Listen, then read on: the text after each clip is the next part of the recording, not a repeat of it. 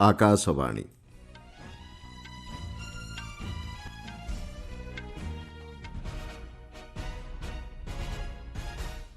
ସମ୍ବାଦ ପଢ଼ୁଛନ୍ତି ମଳୟ ରଞ୍ଜନ ମିଶ୍ର। ମୁଖ୍ୟ ସମ୍ବାଦ। ବିକଶିତ ଭାରତ ସ୍ୱପ୍ନ ସାକାର କରିବାରେ କେନ୍ଦ୍ର ଓ ରାଜ୍ୟଗୁଡ଼ିକର ସାମୂହିକ ଦାୟିତ୍ୱ ଉପରେ ଗୁରୁତ୍ୱ ପ୍ରଦାନ କଲେ ପ୍ରଧାନମନ୍ତ୍ରୀ। ନୂଆଦିଲ୍ଲୀଠାରେ ଅନୁଷ୍ଠିତ ହେଲା ଏକାଦଶ ନୀତି ଆୟୋଗ ପରିଚାଳନା ପରିଷଦ ବୈଠକ। ଲିଙ୍ଗ ନିରୂପଣ ନିଷେଧ ଆଇନର କଠୋର କାର୍ଯ୍ୟାନ୍ୱୟନ ଉପରେ ଗୁରୁତ୍ୱ ଦେଲେ ସୁପ୍ରିମକୋର୍ଟ। ମାଳଦ୍ୱୀପରେ ବୃଦ୍ଧି ପାଉଥିବା ମିଳିମିଳା ରୋଗକୁ ପ୍ରତିହତ କରିବା ଲକ୍ଷ୍ୟ ନେଇ 20,000 ଡୋଜ୍ ଟିକା ଯୋଗାଇଲା ଭାରତ। ଏବଂ ଆଜିଠାରୁ ଆରମ୍ଭ ହେଉଛି 2026 ଫିଫା ବିଶ୍ୱକପ୍ ଫୁଟବଲ ପ୍ରତିଯୋଗିତା। ମେକ୍ସିକୋ ଓ ଦକ୍ଷିଣ ଆଫ୍ରିକା ମଧ୍ୟରେ ଖେଳାଯିବ ଉଦ୍ଘାଟନୀ ମ୍ୟାଚ୍। ପ୍ରଧାନମନ୍ତ୍ରୀ ନରେନ୍ଦ୍ର ମୋଦି କହିଛନ୍ତି, ବୈଶ୍ୱିକ ଅସ୍ଥିରତା ସତ୍ତ୍ୱେ ଭାରତ ଆତ୍ମବିଶ୍ୱାସ ଓ ଦୃଢ଼ତାର ସହିତ ଅଭିବୃଦ୍ଧି ପଥରେ ଗତି କରୁଛି। ନୂଆଦିଲ୍ଲୀରେ ରାଷ୍ଟ୍ରପତି ଭବନରେ ଆଜି ନୀତି ଆୟୋଗର ଏକାଦଶ ପରିଚାଳନା ପରିଷଦ ବୈଠକରେ ଅଧ୍ୟକ୍ଷତା କରି ଶ୍ରୀ ମୋଦି କହିଛନ୍ତି, ବିକଶିତ ଭାରତ ସ୍ୱପ୍ନ ସାକାର ଦିଗରେ ଦେଶ ଅଗ୍ରଗତି କରୁଥିବାରୁ କେନ୍ଦ୍ର ଓ ରାଜ୍ୟଗୁଡ଼ିକ ସାମୂହିକ ଦାୟିତ୍ୱ ବୃଦ୍ଧି ପାଇଛି। ସହଯୋଗ, ଆଲୋଚନା ଏବଂ ଅଂଶୀଦାରପୂର୍ଣ୍ଣ ଦାୟିତ୍ୱ ମାଧ୍ୟମରେ ରାଜ୍ୟଗୁଡ଼ିକ ପାରସ୍ପରିକ କ୍ରିୟା ପାଇଁ ମାର୍ଗଦର୍ଶନ କରିବାକୁ ଶ୍ରୀ ମୋଦି ପରାମର୍ଶ ଦେଇଛନ୍ତି। ପ୍ରଧାନମନ୍ତ୍ରୀ କହିଛନ୍ତି, ଗୁଣାତ୍ମକ ଶିକ୍ଷା, ଆବଶ୍ୟକତା ଆଧାରିତ ଦକ୍ଷତା ଏବଂ ନିଯୁକ୍ତି ସୁଯୋଗ ସୃଷ୍ଟି ମାଧ୍ୟମରେ ଯୁବବର୍ଗଙ୍କ ପାଇଁ ଏକ ବ୍ୟବସ୍ଥିତ ଇକୋସିଷ୍ଟମ୍ ସୃଷ୍ଟି କରିବା ଉପରେ ପ୍ରାଥମିକତା ପ୍ରଦାନ କରାଯିବା ଉଚିତ। ସଶକ୍ତ ଯୁବବର୍ଗ ବିକଶିତ ଭାରତ ଯାତ୍ରାରେ ପ୍ରେରଣାଦାୟକ ଶକ୍ତି ଭାବେ କାର୍ଯ୍ୟ କରିବେ ବୋଲି ଶ୍ରୀ ମୋଦି ଆଶାବ୍ୟକ୍ତ କରିଛନ୍ତି। ବିଭିନ୍ନ ଦେଶ ସହ ହୋଇଥିବା ମୁକ୍ତ ବାଣିଜ୍ୟ ଚୁକ୍ତି ଅଭିବୃଦ୍ଧି ଏବଂ ରପ୍ତାନୀ ପାଇଁ ନୂତନ ସୁଯୋଗ ସୃଷ୍ଟି କରିଛି।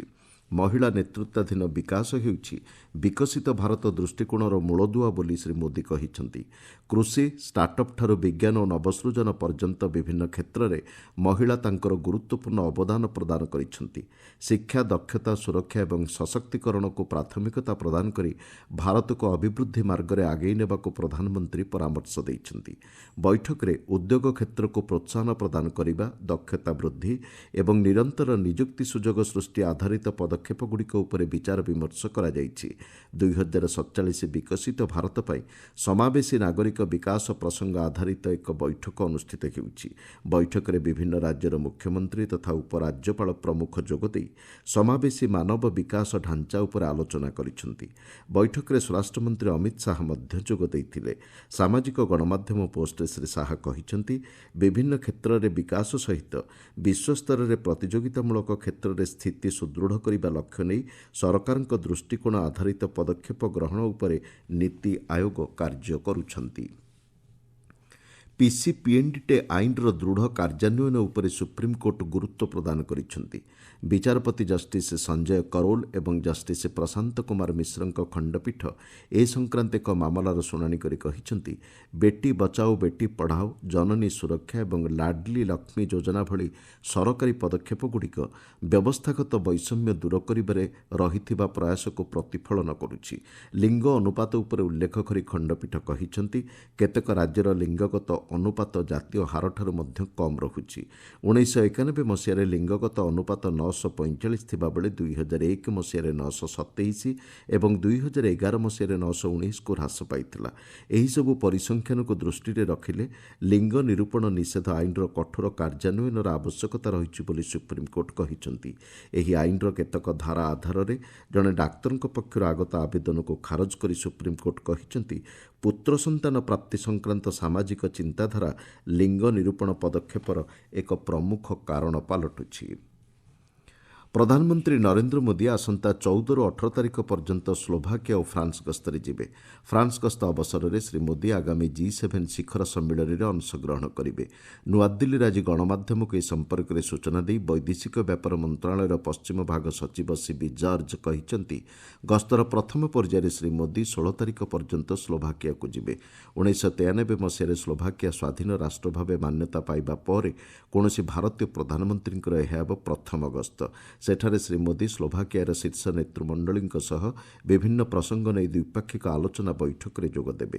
ଏହାପରେ ଫ୍ରାନ୍ସ ଗସ୍ତରେ ଆସି ଶ୍ରୀ ମୋଦି ନାଇସ୍, ଇଭିଆନ୍ ଏବଂ ପ୍ୟାରିସ୍କୁ ଯିବେ। ରାଷ୍ଟ୍ରପତି ଇମାନୁଏଲ୍ ମାକ୍ରନ୍ଙ୍କ ନିମନ୍ତ୍ରଣ କ୍ରମେ ଶ୍ରୀ ମୋଦି 15ରୁ 17 ତାରିଖ ପର୍ଯ୍ୟନ୍ତ ଅନୁଷ୍ଠିତ ହେଉଥିବା 52ତମ G7 ଶିଖର ସମ୍ମିଳନୀରେ ଅଂଶଗ୍ରହଣ କରିବାକୁ ଇଭାନିଆ ଯାତ୍ରା କରିବେ। ଏକ ଅଂଶୀଦାର ଦେଶ ଭାବେ ବୈଠକରେ ଯୋଗଦେବାକୁ ଭାରତକୁ ଆମନ୍ତ୍ରଣ କରାଯାଇଛି। ଶିଖର ସମ୍ମିଳନୀ ଅବସରରେ ପ୍ରଧାନମନ୍ତ୍ରୀ G7 ସଦସ୍ୟ ରାଷ୍ଟ୍ରର ନେତୃତ୍ୱଙ୍କ ସହ ଦ୍ୱିପାକ୍ଷିକ ଆଲୋଚନା ବୈଠକରେ ଯୋଗଦେବାର କାର୍ଯ୍ୟସୂଚୀ ରହିଛି। ଅନ୍ୟ ଦେଶଗୁଡ଼ିକ ମଧ୍ୟରେ ଦକ୍ଷିଣ କୋରିଆ, କେନିଆ, ବ୍ରାଜିଲ ଏବଂ ମିଶର ଏହି ସମ୍ମିଳନୀରେ ଅଂଶୀଦାର ରାଷ୍ଟ୍ର ଭାବେ ଯୋଗ ଦେଉଛନ୍ତି। ବିଶ୍ୱବ୍ୟାଙ୍କ, ଆଫ୍ରିକୀୟ ବିକାଶ ବ୍ୟାଙ୍କ, ଆନ୍ତର୍ଜାତିକ ମୁଦ୍ରାପାଣ୍ଠି ଏବଂ OECDର ପ୍ରତିନିଧି ମଣ୍ଡଳୀ ଏହି ବୈଠକରେ ଯୋଗ ଦେଉଛନ୍ତି ବୋଲି ସଚିବ ସିବି ଜର୍ଜ କହିଛନ୍ତି।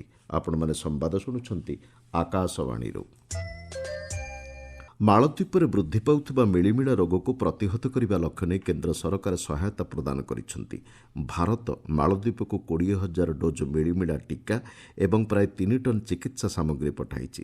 ସେଠାରେ ଟିକାକରଣ ବ୍ୟବସ୍ଥାକୁ ଅଧିକ ସୁଦୃଢ଼ କରିବା ଏବଂ ଜନସ୍ୱାସ୍ଥ୍ୟ ବ୍ୟବସ୍ଥାକୁ ସୁରକ୍ଷିତ କରିବା ଲକ୍ଷ୍ୟ ନେଇ ଏହି ପଦକ୍ଷେପ ଗ୍ରହଣ କରାଯାଇଛି ବୋଲି ବୈଦେଶିକ ବ୍ୟାପାର ମନ୍ତ୍ରଣାଳୟ ସୂଚନା ଦେଇଛି। ଭାରତ ଓ ନେପାଳ ମଧ୍ୟରେ ଦ୍ୱିପାକ୍ଷିକ ଡିଜିଟାଲ୍ ଆର୍ଥିକ ଯୋଗାଯୋଗକୁ ସୁଦୃଢ଼ କରିବା ପାଇଁ ଏକ ସ୍ୱତନ୍ତ୍ର ପଦକ୍ଷେପ ଗ୍ରହଣ କରାଯାଇଛି।